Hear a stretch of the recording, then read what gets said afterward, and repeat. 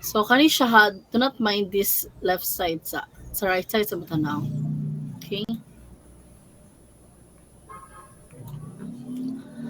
So we have this governing equation which is AI d squared v over dx squared is equal to m, where E is your modulus of elasticity, I is your moment of inertia. So, modulus of elasticity, mo na siya ang characteristic sa imong material and how it could be elastic, di ba? Para sa elastiko. Unsa siya ka-elastic. Okay? When you say I is moment of inertia, that is the speed or the rotation of the material.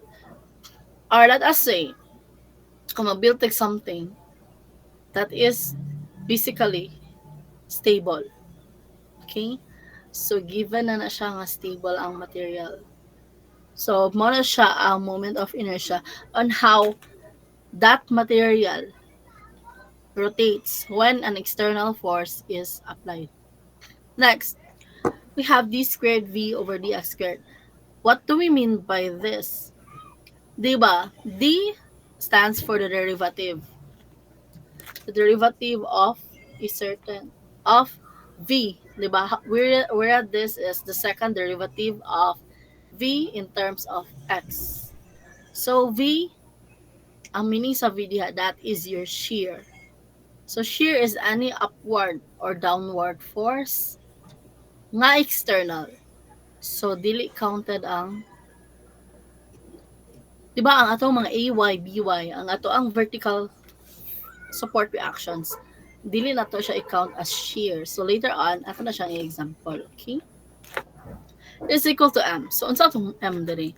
That is your internal moment. So internal. Because there are two types of moment, diba? The internal and the external. So what is internal and external and difference? Suppose this figure, the red one, that is our floor slab sa second floor. Siyempre, gi-carry na siya ni column 1 and 2, diba? Now, internally, kung wala pa ning EL or earthquake load, ga-carry nag-load ang ato ang duha ka column. Okay? So, na-stress na siya bisag wala pa earthquake. Na-stress na siya daan. That is why ang iyang nga ka-feel, kaning red nga part, kaya kabilya, mura na siya mukiay. Okay? Internally. So, that is what we call internal moment. Kay, kung mukiay, example, let us say, this is the, rebar sa sulod. Kung mabend ni siya, dili na siya mabend. Mabend na siya dala kuan, di ba? Dala tuyok. So, that is why mag-uban si slope o si displacement. Displacement and deflection are the same. Ang slope mo na ang rotation sa imuhang material. Okay?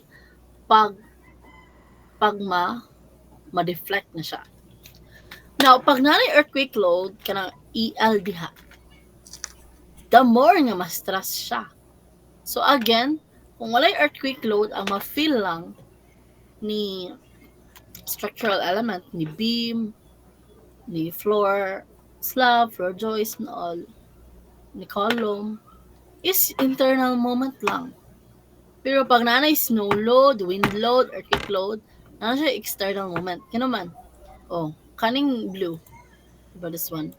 Kung nanay kay earthquake load, mao na ni ang ma-feel.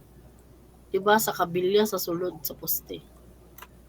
Mao na siya bend. Do dili ingana kadako yung bend, no? Kay depende mo na siya.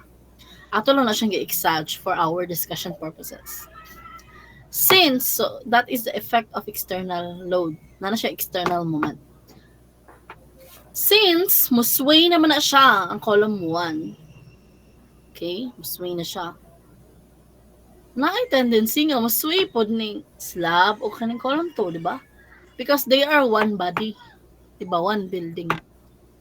So, ma'am, necessary ba nga kung unsay ma-feel ni column 1, mo po'y ma-feel ni column 2? Dili necessary equal ilahang ma-feel nga stress, di ba? Nga force. Kaya again, kanetong earthquake load, direct contact man siya kay column 1. So, do musway si slab si column 2, pero gamay lang, di ba, yung kembot. Because dili man sa iyahang igo si earthquake load. Kani mga column 1. So, muna siya, internal moment, muna siya ang kaka-feel sa structural element nga wala pay earthquake load, wind load, and all. Dahil ang external moment, muna na siya ang ma-feel sa whole building kung naa na tong mga load. Okay? So, let's go back. So, ako na siyang gikuan. Gibox, no? O orange. Nga naman, mao na siya ato ang governing equation. Next. Speaking of double integration method, mag-integrate ta ikaduha. Okay? First, kung imo nang i-integrate, so, syempre, mag-add ta diha o kanang botete nga sign, diba? Kanang ingana. Or kanang long S. That is for integral.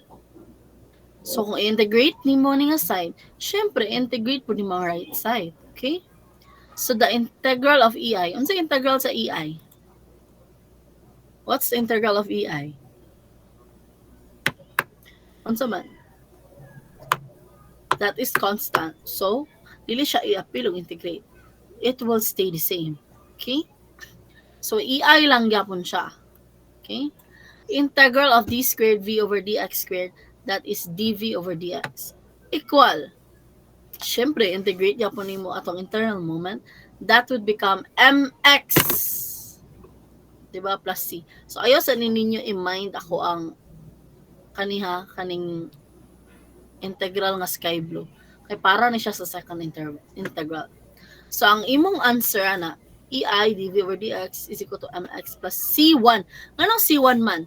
That is because that's our first integration. Okay? So, ayun na yung kalimti ang C1 class. So, I bet na-discuss na siya sa inyong first year. Okay? Inyong constant. Next. So, ako na siyang gi-square o green because that is your equation for your theta or your slope. Okay? Next. I-mo na pang integrate, diba? Mauna din siya. I-integrate tapod nimo. Okay? O integrate ka left side, appeal po ng right side. So, mahimo na siyang EI, stay the same, yapon siya. dv over dx, so integral, and that would become v. Okay? Equal to, syempre, our power rule sa rule of integration. Diba? O, i-plus 1 yung exponent and then divide over the exponent. So, since that is mx, diba, automatically raised to the power of 1 man na. Plus 1, that would become mx squared. Okay? Since 2 imong exponent, that is also your denominator. Okay? So, i-review inyong integral calculus or your calculus. Okay? Kay usa raman ang differential o integral sa RK. Next. Okay. Plus, syempre, copy your C1. Pero kay imo naman gi-integrate si C1, so that would become C1x. Okay? Then, plus C2. Kay second integration man ta.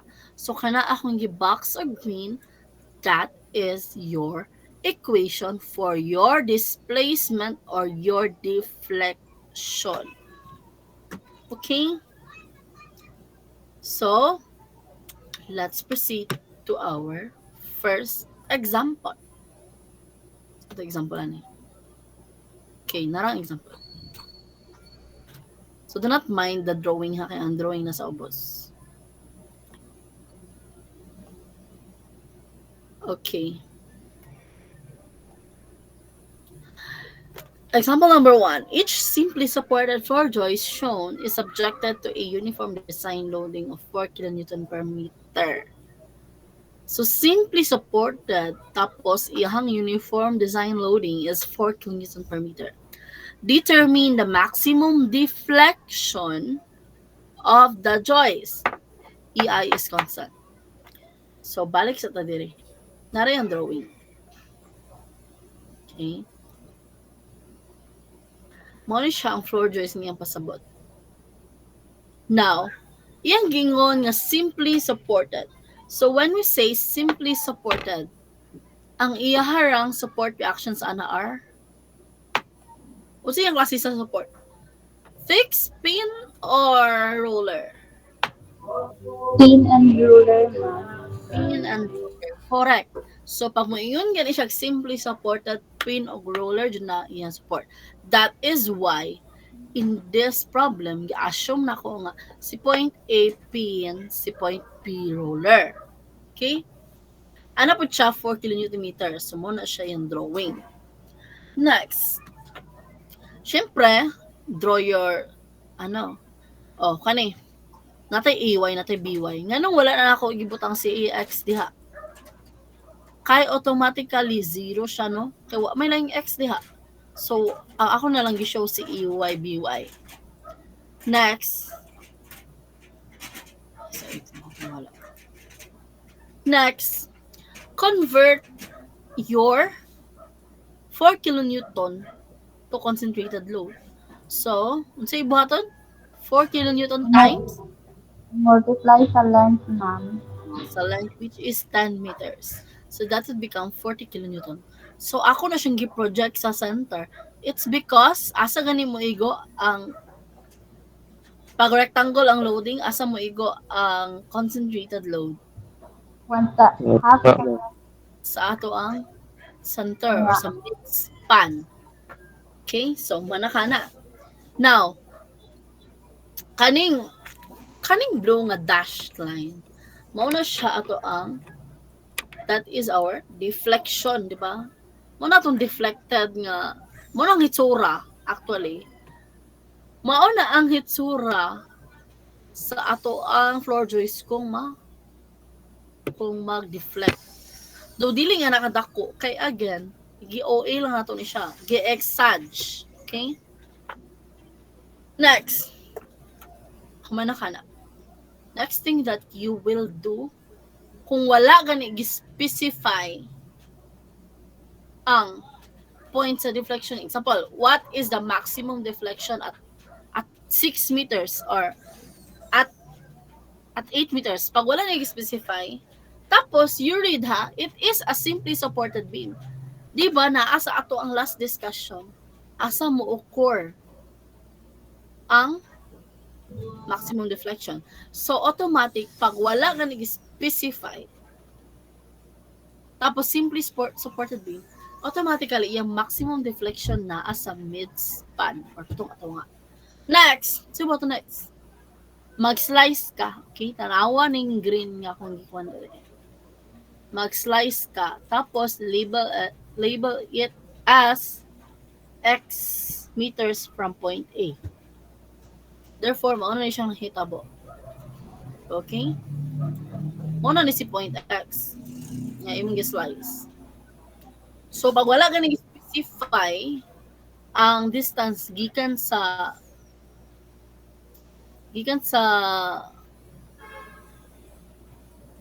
point A, I suggest kung mag-cut ka before sa midspan. Okay? Pero wala siya niingon nga sa midspan, mag-cut ka before the midspan. Wait lang kasi.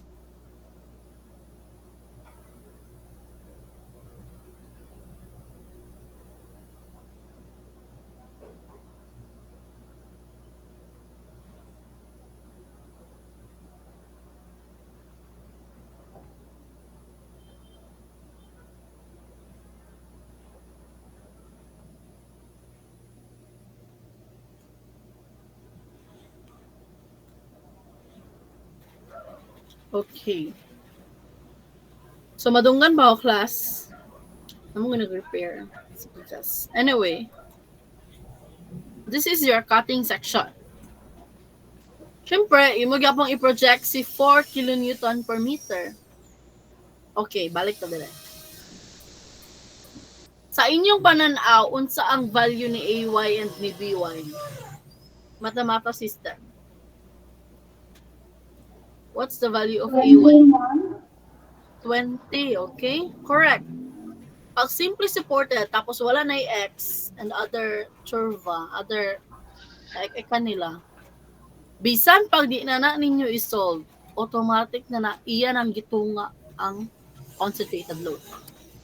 Okay? Pakingan ni ha. So 40 divide, di ba duha man naka-support AY and BY, 2, that is 20. Okay? 20 na siya. Kung nakay trust issue sa imuhang kaugalingon, pwede gapon ka mag-summation of forces along Y, summation of moment at A, B. Same lang yung answer. Okay? Pero kay, dili naman reaction atong ipangita dire. Okay? Deflection naman. So, pwede na taan na 20 na ang AY and B1. So, you can solve it on your own kung nagduduwa ka. Next. So, i-project ni mo na diha si 20. Okay? Next. Summation at atong ginganlan ni siyang cutting section as point C. Okay? So, nag-summation of momenta at point C. Assume counterclockwise positive. Okay, positive. Next. From point C ta nag-lock ha, nagpugong ta sa point C. So, si AY, unsa iyahang kasi yung direction pag mag-moment, positive or negative?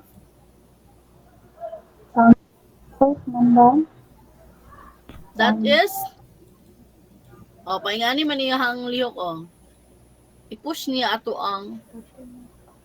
ang floor paingana. Unsa ni siya? That is clockwise. So that is Negative man. That is negative. Okay? That is negative. So, that is negative 20 times iyang distance from point C. Si AY pa yung point C, that is X. So, that is negative 20X. Next. Okay? I-convert ng 4 kN per meter to concentrated load. That is 4 times X, di ba? That is 4X. Tapos, di ba ang concentrated load, asa gani siya ga-act? Asa ga-act? Center. Okay, midspan sa X, that is X over 2. And, syempre, i-push niya, di ba? Atong floor pa yung anak. And that is also counterclockwise. Okay. Counter. Okay, so namali kong sign dire, no? This is counter. Sakto ba?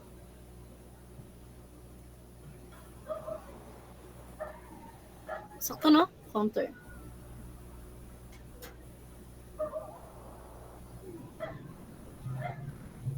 Kani siya yung negative. Okay, correct. Correct ni siya. Plus 4x. Next. Apilon Japon nimo ang moment at the certain at that point. So, yun kamang dili nato apilon ang nasa. Di ba sa sita nag moment. Tapos na po yung moment sa C.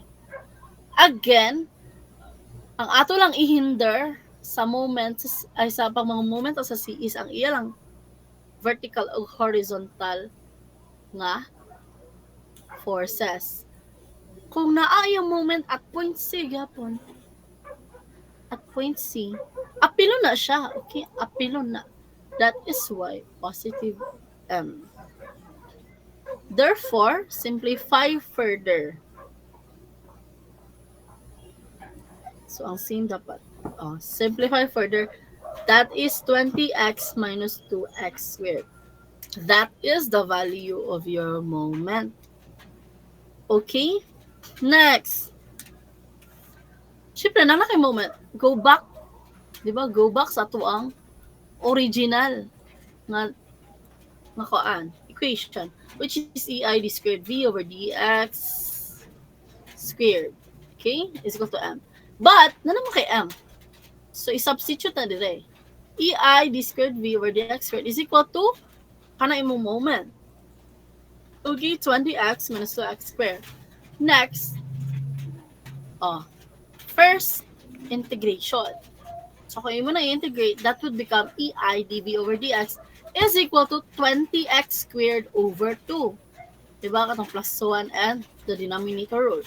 Minus 2x cubed over 3 plus c1. Okay, so i-review gina ninyo integral class. Do ang nagamit naman diri power rule. So nganong ingana man ma'am?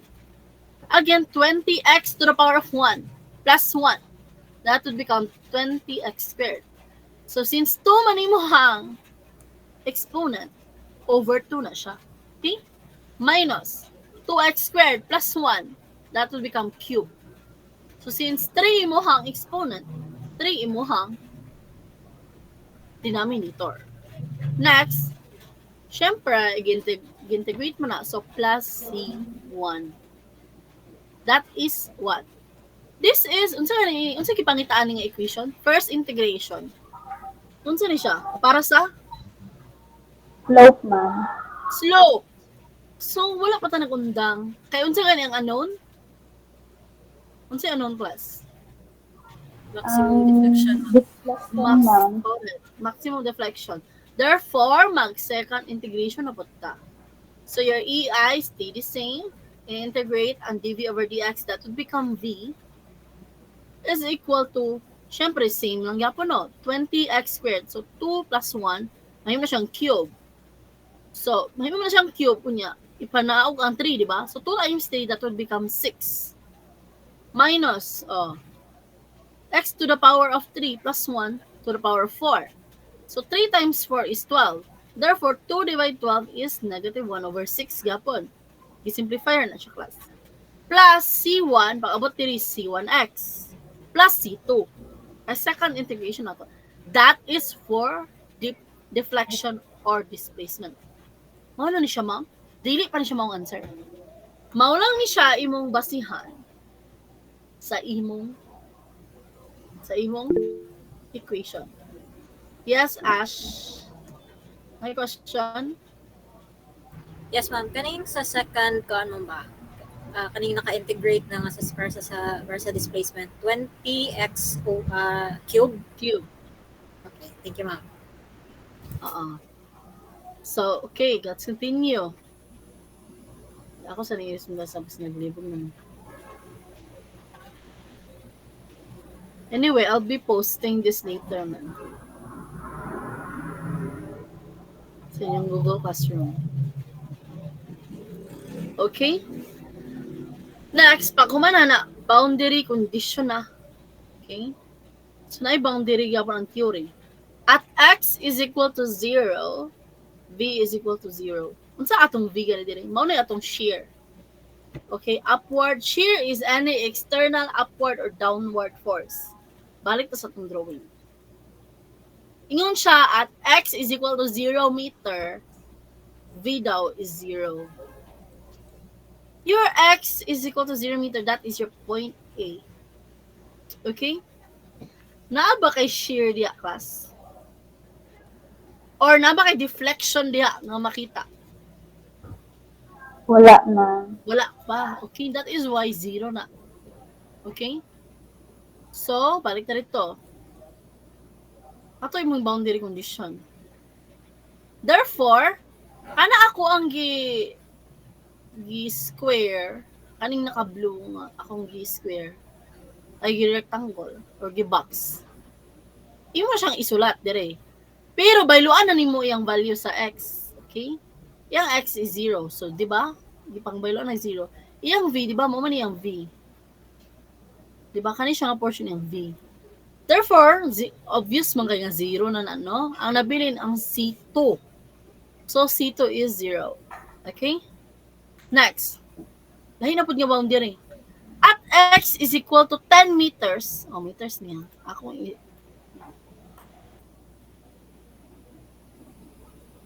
imong shear, imong deflection gapon is 0. So, tanawa na po ang drawing. Na deflection sa point B or 1, iyahang nabay shear sa point B. Na-I sure, ma'am. Which one? 20, ma'am. Okay. So, again, though upward force yapon si 20, that is your BY. But again, ang atong shear is for external. So, di nga dili man appeal si 20, ma'am, ni AY ug ni BY. It's because mao na iyang support reactions class. Dili na siya due to loading. That is due to its own support sa iyang building. So, 0. Consider gyapon siya as 0. Okay? So, do the same. Substitute Japon. 0 imong V, 10 na imuhang X. Okay? So, substitute.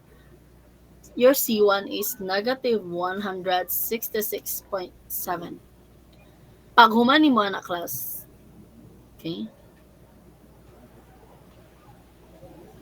Imo din na siyang i-substitute ang C1 o C2.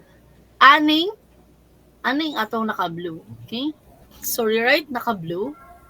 Siyempre, kopya ra gyapon to nimo no. EIV is equal to 20x cubed over 6 minus 1x4 over 6 minus imong C1 nga 166.7x. Nanay x ha. Okay, nanay x class. Plus C2 nga 0. So, kana lang gyapon. Ako nang grade. Unsa ning grade? Mauna ni siya ang basihan sa imong answer. Again, what was the question, class? Okay? Maximum deflection. Wala siya nag-state asa nga deflection, di ba? Asa nga point, pila ka meters from A, pila ka meters to B, wala. But since this is simply supported, okay? So wala may lain diha siya state nga scenario. Di ba?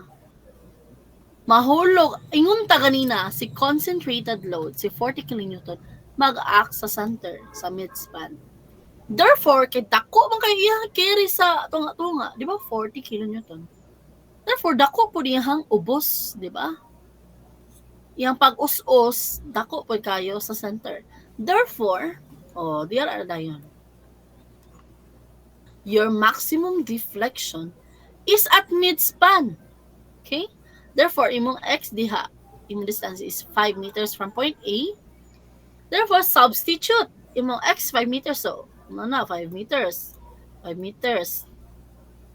Ang imong use diri kaninang naka-green ha. Okay? Minus 166.7 times 5. Okay? So, imong answer is EIV is equal to 521. But the unknown is maximum deflection, which is caused by your shear. Therefore, your V is the unknown. So, manipulate. V max is equal to 521 over EI. That is our final answer. Any question? Any question, class? Violent reaction. Question lang, ma'am, adto sa share sa B, ma'am ba? Ang explanation man adto, ma'am ba, is dili siya ma-consider as share kay support reaction siya sa own nga load sa beam. Yes. And additional reason why. Balik to the class.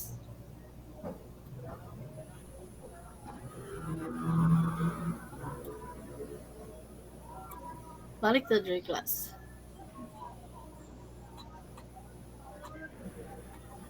Okay? This is also the reason. Ano siya, class? So, mo nang giuna na ito na siya discuss because this is concept-based. Okay? Anyway, basta start sa mga support. Nya, walay, karos dili siya ma-zero, ma'am. Sige, tanaw. Kaganta mag-scenario nga dili siya ma-zero.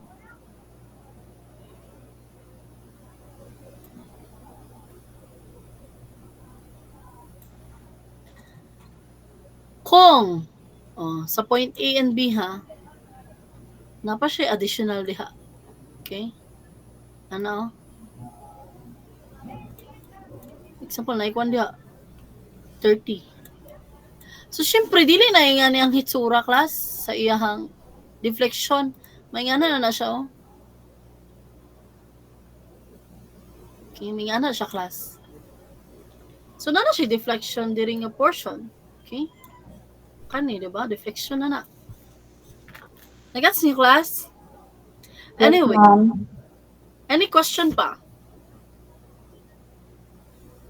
Anyway, kamusta itong next? Sa Monday. Sa Monday, mapadayon ta og discuss aning double integration method.